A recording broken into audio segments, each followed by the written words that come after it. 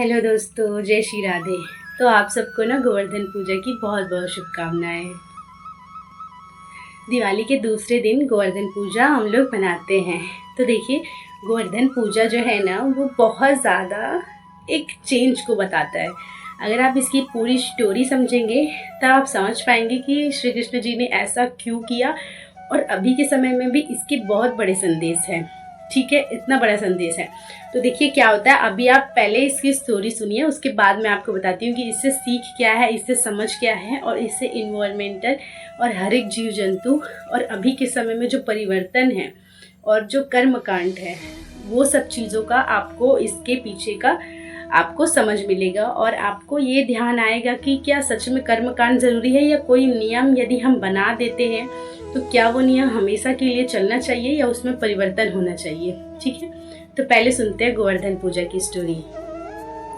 तो श्री कृष्ण छोटे से थे और बहुत सारे पकवान बन रहे थे। माता यशोदा और पूरे नंद गांव में ब्रजवासियों के द्वारा जो है ना वो इंद्र की पूजा के लिए खूब धूमधाम से तैयारी चल रही थी। छोटे से बाल गोपाल पूछते हैं, भाई मैं ये मिठाई खा लूं? तब मना करती है माता यशोदा, नहीं खा सकते। बोलते क्यों? कहते पूजा के बाद खाओगे, है ना। तो फिर उसके बाद जो है ना वो पूछते हैं कि क्यों पूजा हो रही है, किसकी पूजा हो रही है। नंद बाबा बताते हैं हमारे जो है ना वो वर्षा के देव इंद्र जी महाराज हैं। तो इंद्र जी महाराज की पूजा जो है ना वो हमको करना है और उनके लिए यज्ञ करते हैं। तो ये सब पकवान उनके लिए है, वो वर्षा कराते हैं जिससे हमारे खेत में धान होता है ना, और इससे जो है ना वो सब चीज़ें हमारी हो पाती है, वर्षा हो पाता है, तभी तो हमारी फसलें आ पाती है। तो उनको खुश करने के लिए ये उनके लिए हम यज्ञ करते हैं। ठीक है, तब ये बात बोलते हैं। तो भगवान श्री कृष्ण कहते हैं अच्छा ऐसी बात है। तब हमारे जो गैया हैं, हमारे जो जितनी भी सब गैया हैं, ये सबका भरण पोषण तो गिरिराज जी द्वारा होता है। गिरिराज पर्वत के द्वारा ही गैया वहाँ चारा चरती है, और बारिश कराने के लिए वही सब आवश्यक है, पेड़ पौधे ही आवश्यक है। तो पूजा तो उनकी होनी चाहिए, हमको फल फूल अन्न सब कुछ तो उनसे मिलता है, तो पूजा तो नियम के अनुसार इनकी होनी चाहिए ना बाबा। तब नंद बाबा कहते हैं हाँ लाला, बात तो सही कह रहा है, लेकिन इंद्र जी तो गुस्सा हो जाएंगे, ये नियम तो बहुत पहले से चलते आ रहा है, तो नियम को कैसे हम लोग तोड़ सकते हैं। तब श्री कृष्ण कहते हैं कि नहीं, जो आपको ये सब दे रहे हैं उनकी पूजा करनी चाहिए, ये भोग पकवान उनको अर्पित करने चाहिए, इंद्र को नहीं। तब नंद बाबा मान जाते हैं पूरे। और देखिए पूरे ब्रजवासी जो है ना वो कृष्ण की बातों को कभी नकारते नहीं थे। भले ही वो छोटे से लल्ला थे, लेकिन सबसे कहना चाहिए ना, सबसे घर का मुखिया वही थे कि वो जो बोल दे फिर वो बातें सब मानते थे। तो वो उनकी बात मान लेते हैं और पूजा करने लगते हैं गिरिराज जी की।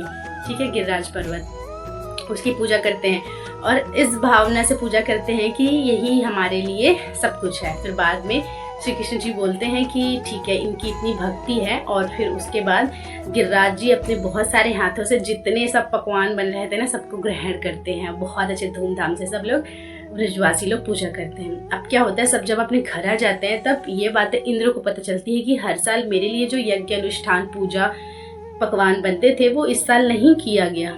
इससे उनको लगता है ये मेरा अपमान है। और उसके बाद जो है ना वो गुस्सा करते हैं। तब मेघों को आज्ञा देते हैं कि जाओ बहुत वर्षा कराओ, वृंदावन को पूरा बह जाए, सबका घर तहस नहस कर दो। और ऐसा ही होता है, इतनी बारिश होती है, सबका घर डूब रहा होता है, इतना तेज आंधी तूफान सब कुछ आता है, घर डूब गया आंधी तूफान से, सब कहाँ जाएं, सब गाय बैल बछड़े सबका सब परेशान हो गए, सब डूब रहे। तब इस वक्त श्री कृष्ण के पास सब आते हैं, कहते हैं कि देखो लाला तुमने किया और इंद्र का क्रोध देखो, इसी से हम डरते थे। तब कहते हैं हम सबने गोवर्धन राज की पूजा की है ना, तो गोवर्धन राज ही हमारी रक्षा करेंगे। सब लोग जाते हैं श्री कृष्ण के कहने के बाद गोवर्धन पर्वत के पास में और उनसे प्रार्थना करते हैं कि वो रक्षा करें। ठीक है, अब उस वक्त इतनी ज्यादा बारिश और इतना सब कुछ हो रहा था ना, तब उनको छत नहीं था, सब डूब रहे थे, बह रहे थे। तो उनकी रक्षा के लिए अपनी इस छोटी सी उंगली से भगवान श्री कृष्ण जो है ना वो गोवर्धन पर्वत को उठाते हैं इसी दिन, आज के दिन। ठीक है, तो गोवर्धन पर्वत को उठाते हैं अपनी छोटी सी उंगली को, 7 रात्रि और 7 दिन तक वो गोवर्धन पर्वत को उठाए रहते हैं। और उसके नीचे सभी ग्वाल बाल बछड़े सब उनके नीचे आते हैं और सब लोगों की रक्षा हो पाती है। सुदर्शन चक्र जो है ना वो सभी बारिश का जितना भी आंधी तूफान ये सब था ना उससे आने से, उस गोवर्धन पर्वत के अंदर आने से रोक रहा होता है। शेषनाग जी गोवर्धन पर्वत के ऊपर रह के रक्षा कर रहे होते हैं। तो इस प्रकार पूरे सभी ब्रजवासियों की रक्षा हो पाती है, गाय बैल की रक्षा हो पाती है। ठीक है, तो इसलिए अन्नकूट भी कहते हैं। ढेर सारा चीज़ बनाकर जो है ना गोवर्धन जी को आज याद किया जाता है, उनका स्मरण किया जाता है, पूजन आराधना की जाती है। तो गोवर्धन परिक्रमा भी करते हैं वृंदावन में, बहुत बड़ी, सबसे इम्पोर्टेंट बोलते हैं कि उसको करना बहुत ज़रूरी होता है। तो देखिए इसके पीछे, ये तो स्टोरी हो गई उस समय, अब इसके पीछे की 2-3 सीख समझिए। भगवान श्री कृष्ण पहले से वेदों में भी ये चला आ रहा था ना, ये चला आ रहा था कि हमको इंद्र जी, वरुण देव, इन सब की पूजा आराधना करनी है। इसको वो बंद करा है। भगवान श्री कृष्ण इससे परिवर्तन का संदेश देते हैं कि जो चीज़ें हमेशा से चली आ रही है ज़रूरी नहीं है कि वो चीज़ें हमेशा सही ही हों, समय के अकॉर्डिंग उसको परिवर्तित करना आवश्यक हो जाता है।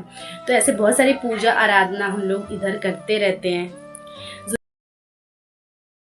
नहीं है कि वो सब चीज़ें हमेशा से चली आ रही है, कुछ चीज़ें समय के अकॉर्डिंग चेंज हो जाती है। और भगवान ने बोला है कि समय के साथ परिवर्तन को स्वीकार करो, ये नहीं कि जो चला आ रहा है उसी को स्वीकार करो। तो इस चीज़ को भी हमें ध्यान में रखना चाहिए कि समय के अकॉर्डिंग चीज़ों को चेंज करना है। और ये पूजा द्वापर युग से चली आ रही है ना, गोवर्धन जी की पूजा, और आज भी हम लोग करते हैं ये पूजा। इससे पहले नहीं थी। तो देखिए बहुत चीज़ें हैं जो इससे पहले नहीं थी और अब आई है, और ज़रूरी नहीं है बहुत पहले जो चली आ रही है वो चीज़ें हमेशा चले और वो चीज़ें सही हों। तो भगवान कहते हैं कि परिवर्तन को स्वीकार करो समय के अकॉर्डिंग। ठीक है, दूसरी चीज़ ये समझिए कि भगवान ने इससे पीछे इतना बड़ा साइंस छुड़ा है कि पर्यावरण हम सबके जीवन के लिए जो है ना, वो पेड़ पौधे, नदी, तालाब, जीव जंतु कितना इम्पोर्टेंट है। गोवर्धन पर्वत जब वो धारण करते हैं, वो कहते भी हैं कि हमारे सब जीव जंतु जितने भी हमारे गैया हैं उन सबका पालन पोषण तो उससे होता है ना। तो जिस चीज़ से हम सबका पालन पोषण होना है उसकी रक्षा करनी चाहिए। तो ऐसे ही आज जितने भी नदी, तालाब है, पर्यावरण है, उन सबकी रक्षा करना हमारा प्रथम दायित्व है। भगवान खुद ही प्रकृति प्रेमी है, तभी तो उन्होंने ये चीज़ें को चालू किया ना, ताकि उनको पता था कि आगे के लोग प्रकृति के साथ बहुत सारा छेड़खानी करेंगे, प्रकृति को महत्व नहीं देंगे। तो ये प्रकृति का महत्व की बात बता रहे हैं। आज भी पर्वत की पूजा, हम लोग पर्वत की पूजा करते हैं। आपको पता है हिमालय नहीं होता तो वर्षा नहीं हो पाती। उत्तर भारत के जितने पूरे मैदान हैं उन सब में वर्षा का कारण हिमालय है। तो और हिमालय को हम एक प्रकार से पूजते भी हैं, हमारे धार्मिक महत्व है। तो पर्वतों की पूजा के पीछे ये साइंस है कि उसकी रक्षा करना हमारा दायित्व है, क्योंकि उससे ही वर्षा होती है, और वर्षा होती है तो अन्न जल हमको मिल पाता है। ठीक है, और अन्न जल के बिना हमारा जीवन संभव नहीं है। तो इस बात को ध्यान रखते हुए हम सबको नदी, तालाब और पर्यावरण की रक्षा करनी चाहिए। दूसरी चीज़, वो जीव जंतु की रक्षा की भी बात करते हैं। देखिए इस पूरी प्रकृति के लिए ने जो है ना, ये जीव जंतु ये सब बनाए हुए ना, तो ये सब एक साइंस ही है।